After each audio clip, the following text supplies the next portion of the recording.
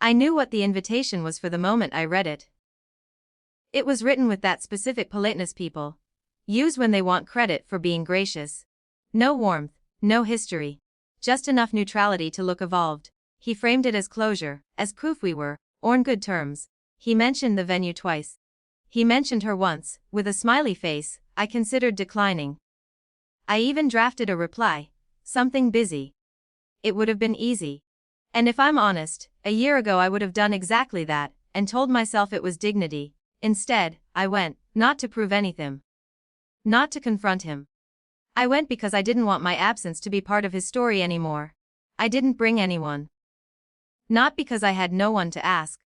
But because I didn't want a buffer. I didn't want to borrow courage. I wore a simple black dress I already owned. Hair clean and unremarkable, makeup minimal.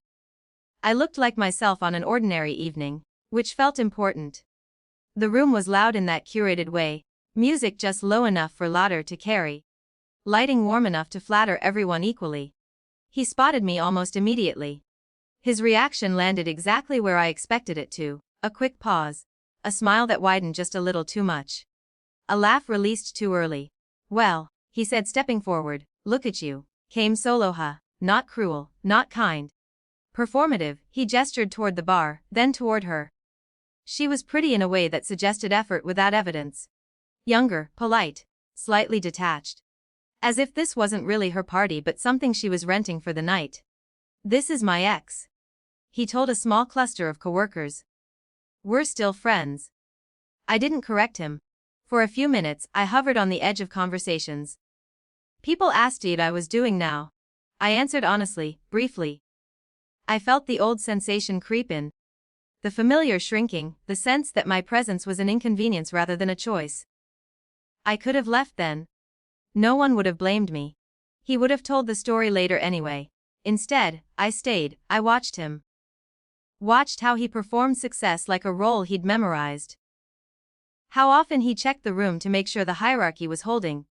How he laughed a fraction too loudly when he caught my eye, as if to underline that he was fine. Thriving. Upgraded 10 minutes in, the energy shifted. Not dramatically. Just enough that people paused mid-sentence. A few heads turned. Someone straightened their posture unconsciously. He walked in without an entourage. No announcement. Just a man who belonged wherever he was standing. He scanned the room once, quickly. The way people do when they're assessing logistics rather than people. Then he saw me. He crossed the room calmly, ignoring the ripple he caused. When he reached me, his expression softened, not romantically, not possessively. Familiar, professional, there you are. He said. Like this was the most natural place to find me. I smiled. You made it. He nodded. He nodded. We didn't explain ourselves. We didn't need to. The room did the work for us. Whispers moved faster than curiosity. Recognition dawned in stages. Someone near the bar went quiet. Another person subtly repositioned themselves closer, then thought better of it. My ex froze, not theatrically. Just enough to be noticeable. He knew who this was. Of course he did. Everyone did.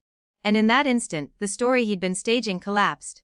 Not because I had arrived with power, but because he had underestimated what I carried with me naturally now. The CEO greeted the host politely. Congratulated him. Shook his hand with professional warmth. No tension. No edge. Just authority expressed through ease. My ex's Lauder never came back. I didn't feel triumphant. I felt oddly detached, like someone watching a diagram correct itself. We stayed for one drink. We talked to people who approached us not about the engagement, not about the past, about work, about timing, about nothing that could be weaponized later. I noticed my ex watching from across the room, recalculating, trying to find a way to retell this without losing face. There wasn't one. We left early. He asked me if I was okay. I said yes because it was true. Not relieved. Not vindicated. Just steady. The strange thing was this: the moment that mattered most wasn't his reaction. It wasn't the silence. It wasn't even the recognition in the room. It was the fact that I hadn't come to be seen at all. I had come to be accurate. Later that night, alone, I thought about how long I'd let myself be framed by someone else's progress. How often I'd mistaken restraint for invisibility. How quiet dignity can look like absence if you're not careful. I didn't win anything that night. But I also didn't lose myself. And that felt like the only outcome worth keeping.